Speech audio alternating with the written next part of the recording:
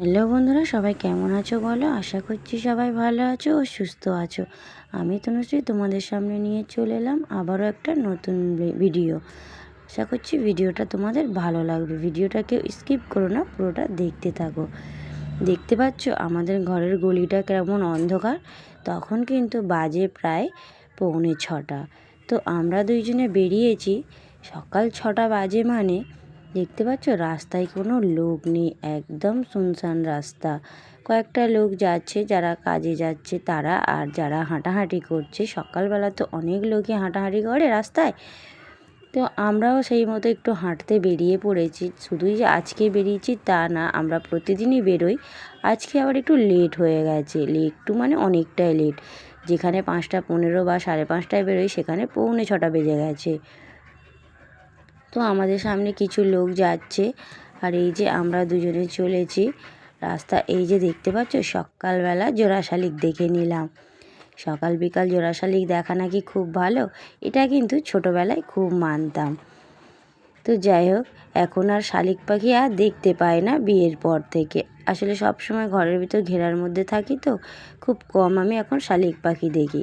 তারপর আমাদের বাজারের ভিতরের দিকে রাস্তাটাতে আমরা ঢুকে গেছি। এখন কুয়াশার কারণে এই শীতের সময় প্রতি বছরই আমাদের এখানে কেন সব জায়গাতে অ্যাক্সিডেন্ট হতেই থাকে। তাই নিজেদের সুরক্ষিতর জন্য আমি আর আমার বর কী করি, আমাদের বাজার চত্বরটায় 3-4 বার পাক মারি। 3-4 বার পাক মারা মানেই অনেকটাই হাঁটা হয়ে যায়। তাই ও বলে, যেহেতু আমাদের মাথার উপর কেউ নেই, একটা বাচ্চা আছে, তার কথা তো ভাবতে হবে। মানুষের বিপদ তো আর বলে কয়ে আসে না, বিপদ যখন তখন চলে আসতেই পারে। তবু নিজেদের সেফটি নিজেদের কাছে। তো যাই হোক, এই রাস্তা দিয়ে যাচ্ছি বাজারের ভিতরের দিকে। আর কত ছোট ছোট পাখিরা সব এখানে খাচ্ছিল আর কি। বাজারের ওই দিকটা পাক মেরে এবারে চলে এসেছি আমাদের ঘরের সামনের দিকে।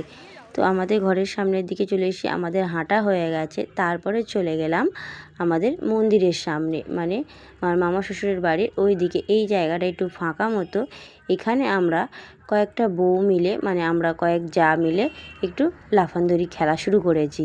যে সকালবেলা করে কোনো কাজ, সকালবেলা করে সবার উঠতে লেট হয়, তা আমি এসে এদেরকে ডাকি।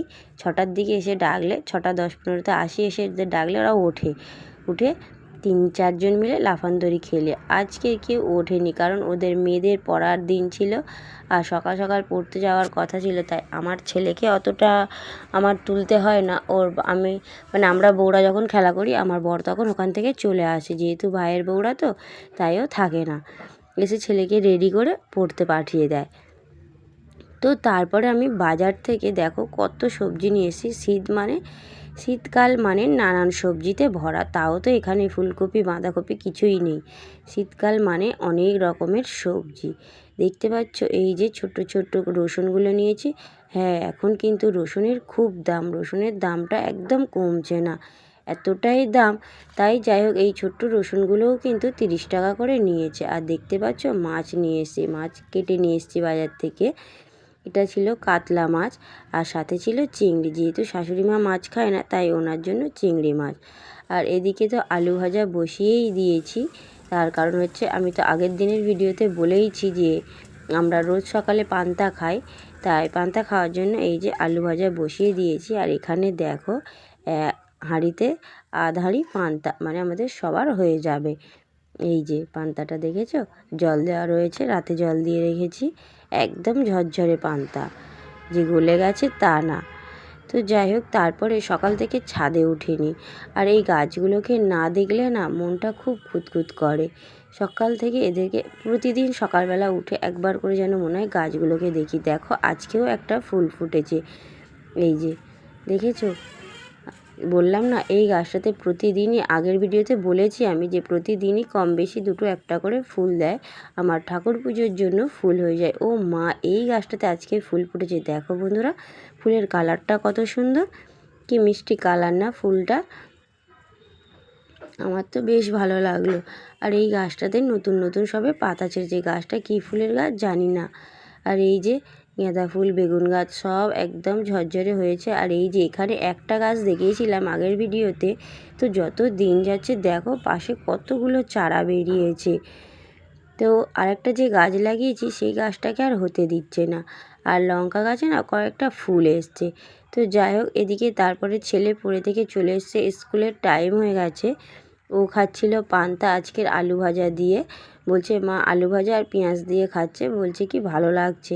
আর সামনে দেখো ফোন চালিয়ে রেখেছে, এই যে মটন কারি, ও মটন কারি দেখছে আর বসে বসে পান্তা খাচ্ছে।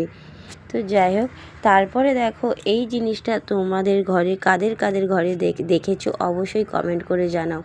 আমাদের ঘরে না আছে খড় আর না আছে চারিদিকে নোংরা, চারিদিকে যত পরিষ্কার করে রাখি কিন্তু এই কেন্ন বাড়িতেই রয়েছে। আমার তো খুব আমি না পারি ধরতে না পারি মারতে, আমার খুব অসহ্য লাগে আর কি। তারপরে কলপারে অনেক বাসন পড়েছিল, সব খাওয়া দাওয়া করে বাসন টাসন সব পড়েছিল, সমস্ত কিছু পরিষ্কার ঝরিষ্কার করে স্নান করে চলে এলাম ঠাকুর ঘরে। দেখো আমার ছাদ থেকে এই কটা ফুল হয়েছে, এই কটা ফুল হলে আমার ছোট্ট সিংহাসনে হয়ে যাবে, ঠাকুর পুজো দেওয়া হয়ে যাবে। তো আমি ফুল দিয়ে সমস্ত কিছু দিয়ে ঠাকুর পুজোও সেরে ফেললাম। তারপরে চলে যাব হচ্ছে রান্না করতে। এইদিকে আমার আর ঠাকুর পুজো দিতে বসেছি আর কারেন্টটা চলে গেছে, তাই কেমন অন্ধকার মতো। আমাদের ঘরে তো আর বাইরের লাইট আসে না, বাইরের আলো খুব কম আসে, সব ঘর চারিদিকে যদি ঘর উঠে যায় পুরো কলকাতার মতো ঘেরা হয়ে গেছে আমাদের ঘর। তারপর দেখো আমি রান্না করতে চলে এসেছি। কয়েক পিস মাছ, এই যে কয়েক পিস মাছ নিয়েছি আর বাকি মাছটা ফ্রিজে রেখে দিয়েছি, কারণ অতটা মাছ তো আর একসাথে খাওয়া সম্ভব না। 1 কেজির উপরে মাছ ছিল, যেহেতু আমরা 4 জনে খাবো আর আমার ছেলে বেশি মাছ খায় না, বলতে গেলে আমরা 3 জন, আমি বর আর দেওর, মা তো খায় না। তা সেই মাছগুলোকে ভেজে নিচ্ছি, ভাজা চলছে, মাছগুলোকে রান্না বসিয়ে দিয়েছি। সমস্ত কাজ গুছিয়ে গুছিয়ে প্রতিদিন কিন্তু লাইন বাই লাইন কাজ হয় না। যখন যে কাজটা মনে হয় তাড়াহুড়োতে যেই কাজটা আগে করলে ভালো হয়, তো সেই কাজটা আমি আগে করি। যে পরপর লাইন দিয়ে কাজ করতে হবে আমার কাছে কিন্তু তার কোনো মানে নেই, বা শুধু আমার কাছে কেন, আমাদের বাড়ির লোকেরও সেরকম কোনো বিষয় নেই। তো তোমার সুবিধা মতো তুমি সংসারের কাজগুলো করতে থাকো। তো দেখো এখানে 3টে উচ্ছে আর 2টো আলু, এটা করলা, যদিও একটু বড় বড় করলাই বলা হয়, ছোটোগুলোকে উচ্ছে। তো যাই হোক এখন কিন্তু এগুলো ভালোই তিতা। তো যাই হোক এই কটা আমি ভাতে দিয়েছি। আর এই দেখো মাছ ভাজাগুলো কমপ্লিট হয়ে গেছে, খুব সুন্দরভাবে মাছ কটা ভেজে নিয়েছি। আর এই যে মাছ কটা না একটু কাতলা মাছ, তো ঝোল করব না, একটু মানে পেঁয়াজ টেঁয়াজ দিয়ে একটু ঝাল করবো। হ্যাঁ বন্ধুরা, তোমরা বলো তো এই জিনিসটা তোমরা কারা কারা খাও, এটা কিন্তু অবশ্যই কমেন্ট করে জানিও। এটা কি অবশ্যই তোমরা নিশ্চয়ই বুঝতে পারছো, তাও আমি বলে দিচ্ছি। এটা হচ্ছে আগের দিন ফুলকপি খেয়েছিলাম, তার ডাঁটাটা রেখে দিয়েছি। ফুলকপির ডাঁটা কিন্তু খুব সুন্দর লাগে।